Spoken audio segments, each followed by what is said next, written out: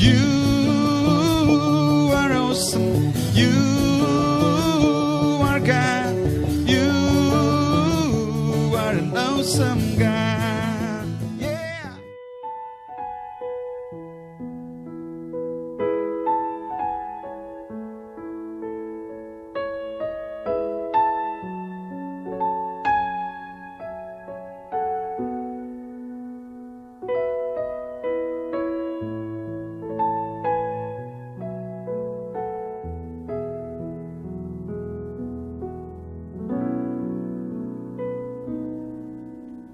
Kasih yang terindah, hati yang mulia, hanya ku temukan di dalam-Mu, Yesusku. Pujian dari hatiku selalu di setiap waktuku, tiada pernah berubah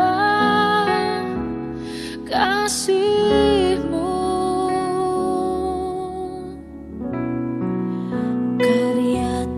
Besar dalam hidupku, pengorbanan-Mu yang selamatkanku.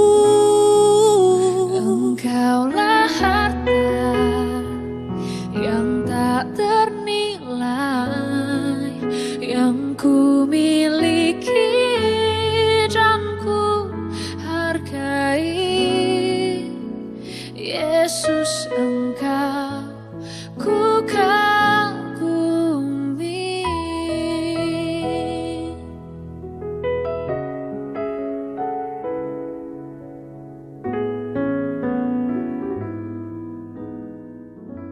Shalom Bapak Ibu Saudara yang dikasihi Tuhan. Senang menjumpai Bapak Ibu Saudara dalam devotion kita. Saya berdoa, saya berharap Bapak Ibu Saudara dalam keadaan perlindungan Tuhan, dalam keadaan sehat. Tapi yang terlebih utama adalah bagaimana kita terus bertumbuh di dalam iman dan pengharapan kita dalam Kristus. Firman Tuhan mengatakan bahwa Tuhan akan terus membawa kita naik dan tidak turun. Even dalam keadaan-keadaan sekarang yang kita sedang hadapi hari-hari ini. Nah, bagaimana kita bisa tetap kuat? Bagaimana kita tetap naik? Firman Tuhan ajar kepada kita, seperti kita sebagai orang percaya, kita seperti orang yang membangun rumah. Dan firman Tuhan mengatakan badai itu akan datang. Tapi yang lebih penting adalah dasar yang kita bangun dalam hidup kita. Nah, hari ini kita akan belajar mengenai karya Kristus yang terbesar di dalam hidup kita. Nah, kalau kita bicara mengenai karya Kristus, itulah menjadi satu pijakan di dalam hidup kita. Karena kita hidup dimulai dari karya Kristus di dalam hidup kita. Nah, teks kita, firman Tuhan pada saat ini kita ambil di Roma 5 ayat 1-11. Saya akan membacakan dengan cepat. Firman Tuhan mengatakan, sebab itu kita yang dibenarkan karena iman, kita hidup dalam damai sejahtera dengan Allah oleh karena Tuhan kita, Yesus Kristus. Oleh Dia kita juga beroleh jalan masuk oleh iman kepada kasih karunia ini. Di dalam kasih karunia ini kita berdiri dan kita bermegah dalam pengharapan akan menerima kemuliaan Allah. Dan bukan hanya itu saja, kita malah bermegah juga dalam kesengsaraan kita. Karena kita tahu bahwa kesengsaraan itu menimbulkan ketekunan. Dan ketekunan menimbulkan tahan uji, dan tahan uji menimbulkan pengharapan. Dan pengharapan tidak mengecewakan karena kasih Allah telah dicurahkan di dalam hati kita oleh Roh Kudus yang telah dikaruniakan kepada kita. Karena waktu kita masih lemah, Kristus telah mati untuk kita orang-orang durhaka pada waktu yang ditentukan oleh Allah. Sebab tidak mudah seorang mau mati untuk orang yang benar, tetapi mungkin untuk orang yang baik ada orang yang berani mati. Akan tetapi Allah menunjukkan kasih-Nya kepada kita oleh karena Kristus telah mati untuk kita ketika kita masih berdosa. Lebih-lebih karena kita sekarang telah dibenarkan oleh darahnya, kita pasti akan diselamatkan dari murka Allah. Sebab jikalau kita ketika masih seteru diperdamaikan dengan Allah oleh kematian anaknya, lebih-lebih kita yang sekarang telah diperdamaikan pasti akan diselamatkan oleh hidupnya. Dan bukan hanya itu saja, kita malah bermegah dalam Allah oleh Yesus Kristus Tuhan kita, sebab oleh Dia kita telah menerima perdamaian itu. Bapak Ibu Saudara, judul dari perikop ini adalah hasil pembenaran.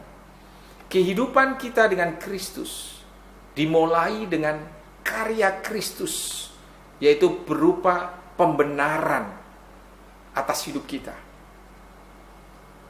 Kita tidak layak. Artinya kalau dikatakan kita dibenarkan, artinya sebenarnya kita tidak benar. Kita tidak layak untuk dibenarkan. Dikatakan ayat ini kita bahkan berdosa, masih berdosa. Dan Tuhan melalui anaknya yaitu Yesus Kristus, melalui pengorbanan di atas kayu salib, supaya kita dibenarkan. Dia bayar itu. Kita perlu mengingat akan hal ini, biar ini menjadi dasar di dalam hidup kita, bahwa semua yang kita terima sama sekali bukan usaha kita.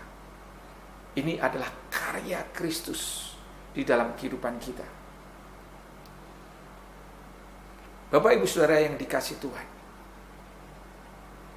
dengan dasar ini kita belajar bahwa hidup bersama dengan Allah adalah hidup karena anugerah, karena karya Allah di dalam hidup kita. Sewaktu kita meletakkan dasar ini, kita percaya bahwa kita saat ini dalam keadaan apapun yang kita hadapi, kita hidup dengan sebuah dasar yang kokoh, bahwa karya Allah yang terbesar dalam hidup kita, itu pembenaran. Itulah yang menjadi dasar dalam kehidupan kita. Saya ingat cerita mengenai waktu bangsa Israel selama 430 tahun diperbudak oleh Mesir. Sudah 430 itu masa yang sangat lama. Dan bahkan sudah beberapa generasi mereka hidup dalam perbudakan.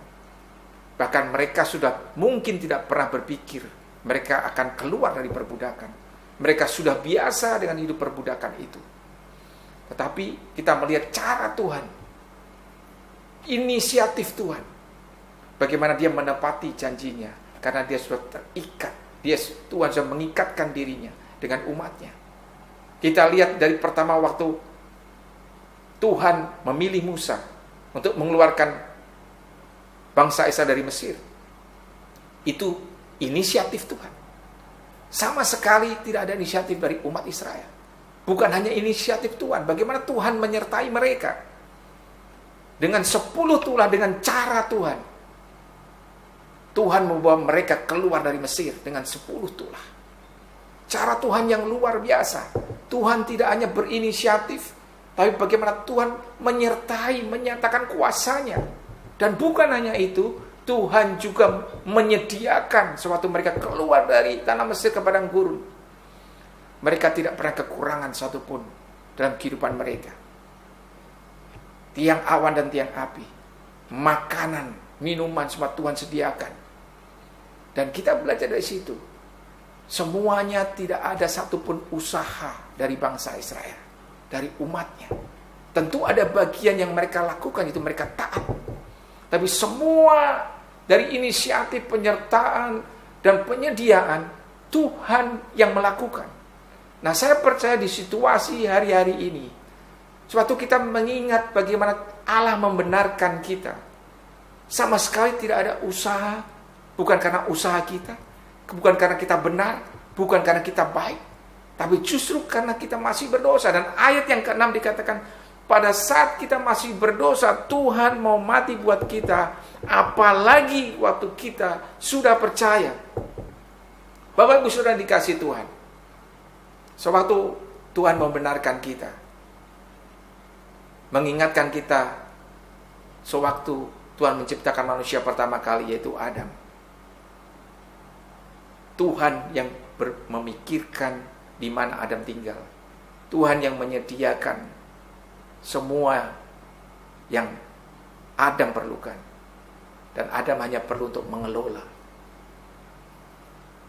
Saya percaya dengan dasar ini, di situasi sekarang waktu kita menghadapi banyak impact, banyak dampak dari COVID-19, mari kita bertumbuh. Mari kita berpikir, kalau Tuhan saat kita masih berdosa, Dia mau berkorban buat kita. Dan Dia sudah lakukan itu. Apalagi kita sewaktu makin sudah percaya di dalam Kristus. Saya percaya Tuhan akan terus membawa kita naik di situasi ini. Saya menjumpai banyak kesaksian hari-hari ini. Bagaimana Tuhan dengan mujizatnya menyertai umatnya. Ada salah satu teman yang mereka sudah di PHK. Mereka sudah tidak bekerja 3 bulan. Dan dia tetap berusaha melamar pekerjaan dimanapun. Berdoa, bersandar pada Tuhan. Dan dia bercerita kepada saya, ada kadang-kadang ada dari lamaran itu yang memberikan pengharapan akan 80% diterima. Tapi ternyata tidak terjadi. Saudara, dia mengalami banyak ketakutan dalam hidupnya juga. Gimana kalau dalam 3 bulan ke depan saya tidak mendapat pekerjaan? Sewaktu dia terus bersandar pada Tuhan, mulai 1 September kemarin dia terima sebuah pekerjaan dengan posisi yang baik. Saudara, saat-saat ini ada banyak orang yang di PHK justru dia mendapatkan pekerjaan itu. Inilah mujizat. Inilah kuasa Tuhan.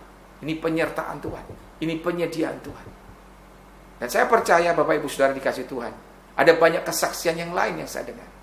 Ini waktunya kita sebagai orang percaya untuk menerima sesuatu yang menurut dunia tidak mungkin, tapi kita bisa menerimanya.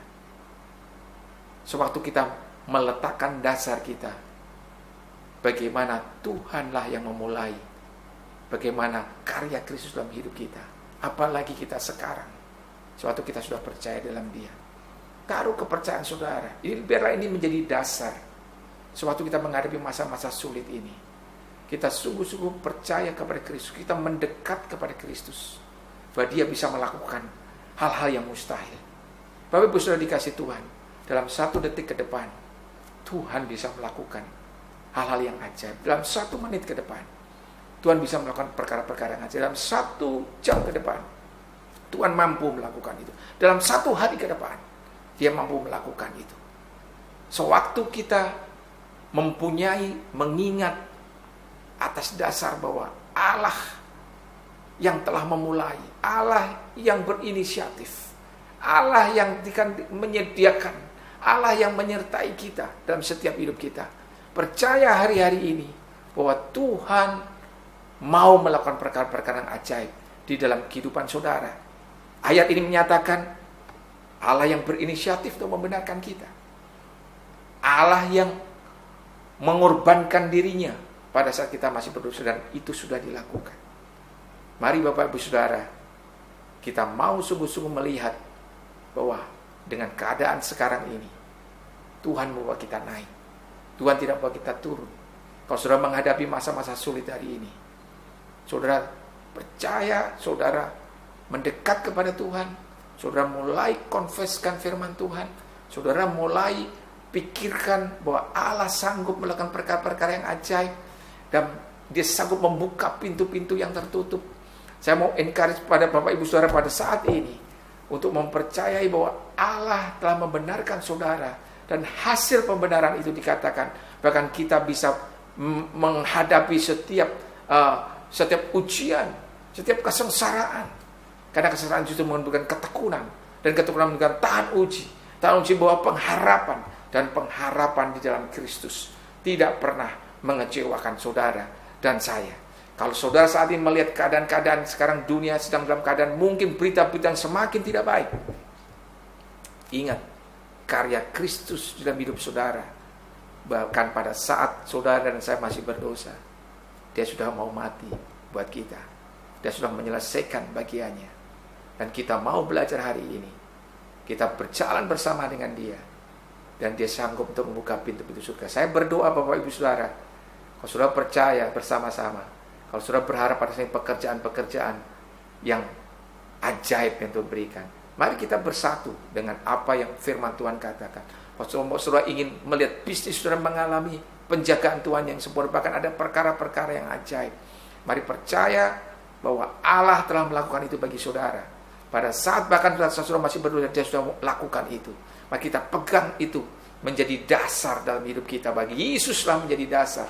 Apa yang Yesus lakukan menjadi dasar dalam hidup kita. Bahkan ayat ini dikatakan kita bisa bermegah dalam setiap apapun dikatakan yang kita hadapi di dalam Yesus Kristus Tuhan kita. Dan dia telah menebus setiap pendamaian di dalam hidup kita. Saya mau tutup devotion saya dengan di Filipi 3 ayat 10 dikatakan, yang ku kehendaki ialah mengenal dia dan kuasa kebangkitannya dan persekutuan dalam penderitaannya, di mana aku menjadi serupa dengan dia dalam kematiannya. Rasul Paulus menyatakan inilah yang menjadi fokus hidupnya. Yang ku kehendaki bukan mengenai solusi-solusi yang sementara, mengenai materi, mengenai kebutuhan saudara. Justru dikatakan yang ku kehendaki ialah mengenal dia dan kuasa kebangkitannya. Dan kalau kita ingin mengalami kuasa kebangkitannya, kita juga harus bersatu dan bersekutu dengan penderitaannya. Saudara, Bapak Ibu Saudara yang dikasihi Tuhan, penderitaan yang kita alami saat ini adalah menjadi bagian kita. Tuhan tidak pernah menjanjikan bahwa kita tidak akan mengalami penderitaan, tapi penderitaan adalah bagian dari perjalanan untuk kita menjadi serupa dengan dia. Dan saya percaya pada hari ini, setiap hidup yang bagaimana kita mengalami kenaikan, mengalami peningkatan, mengalami pertumbuhan dalam hidup kita, selalu ada penderitaan. Tapi penderitaan itu tidak akan membuat kita menjadi lemah, tapi penderitaan itu menjadi kuat karena kita punya dasar yang kokoh, yaitu Yesus Kristus. Mari kita bangun hidup kita untuk seperti Rasul Paulus katakan, yang kukudik adalah mengenal dia dan kuasa kebangkitannya dan bersekutu dengan penderitaannya. Kesempatan ini, mari kita mau berjalan bersama dengan Tuhan, bahwa setiap apapun yang kita lewati dalam seperti penderitaan yang tidak baik, mari kita mau menjadi serupa, kita mau menjadi fokus kita. Itulah bagian dalam hidup kita. Sewaktu kita mengenal Allah dan kuasa kebangkitannya, kita harus melalui penderitaan supaya kita menjadi serupa dengan Allah. Dan sewaktu kita menjadi serupa dengan Allah, maka semua janji-janji Allah akan menjadi bagian dan dikenapi di dalam hidup kita. Saya percaya pada malam hari ini, Bapak Ibu Saudara, kita selalu dikuatkan, kita semakin kokoh dalam Yesus Kristus yang menjadi dasar di dalam kehidupan kita, karena dia sudah mati buat kita. Dan terlebih pada saat kita sudah percaya, karena waktu masih berdosa pun dia sudah lakukan itu dalam hidup kita. Tuhan memberkati saudara, dan mari saya akan berdoa buat saudara. Tuhan, aku berdoa di dalam nama Tuhan Yesus, biar kami melihat Tuhan menjadi pembenaran Engkau hasil, karena kami tidak lain Engkau sudah benarkan kami dengan kuasa dari karya Kristus yang terbesar. Dan Engkau bahkan mengatakan dalam firman-Mu, ketika kami masih seteru, ketika masih berdosa, Engkau mau berkorban buat kami. Apalagi sekarang pada saat kami sudah percaya, Engkau akan menyertai kami Tuhan, untuk kami terus berjalan bersama dengan Engkau. Kami bersatu dengan kematian, kependeritaan-Mu Tuhan, untuk kami bisa mengenal Allah dan kuasa kebangkitannya. Kami serupa dengan Kristus. Kau memberkati kami semua. Kami berdoa secara khusus Tuhan bagi saudara yang pada saat ini mengatakan Tuhan bahwa Engkau sanggup melakukan perkara-perkara dalam pekerjaan-Mu, dalam bisnis-Mu, dalam keuangan, bahkan seperti tidak mungkin. Pada saat ini aku berdoa dalam nama Tuhan Yesus, Allah sanggup melakukan itu dalam kehidupan setiap kami Tuhan. Kami berdoa di dalam nama Tuhan Yesus, bahwa Allah yang akan menyertai kami di situasi saat ini. Karena kami percaya, kami tidak takut, karena ada inisiatif Tuhan, ada penyertaan Tuhan, dan penyediaan Tuhan yang ajaib. Di dalam nama Tuhan Yesus kami berdoa. Amin. Tuhan memberkati.